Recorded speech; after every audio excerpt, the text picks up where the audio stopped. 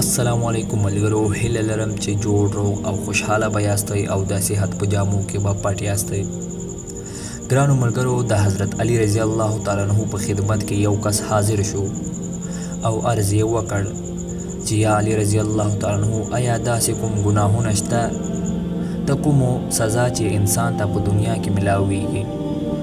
بس دا ویلو چې حضرت علی رضی الله تعالی عنہ وفرمایل چې ما د الله تعالی له رسول څخه اورېدلي چې درې ګناهونه داسې دي د کومو سزا چې انسان ته په دغه دنیا کې ورکول کیږي او په آخرت کې هم د هغه سخت عذاب وي. نو هغه کس وویل یا علی رضی الله تعالی عنہ، هغه کوم ګناهونه دي؟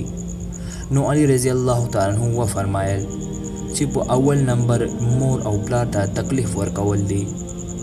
کوم انسان چې خپل مور پلار ته تکلیف ورکوي نو د هغه اولاد هم هغه ته بیا تکلیف ورکوي او داسې هغه په دنیا او آخرت کې رسوا شي. دوهمه ګناه په خلکو ظلم کول دي. ظلم او زیاتی کول.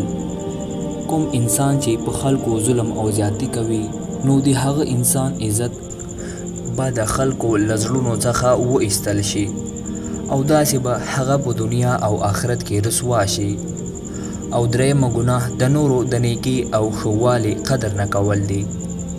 یاد لره، کوم انسان چې د خلکو نیکي او د ښهوالي قدر نه کوي نو په راتلونکي وخت کې به د هغه انسان هم د نیکي او ښهوالي قدر نه کیږي او داسې به هغه په دنیا او آخرت کې رسوا پاتې شي.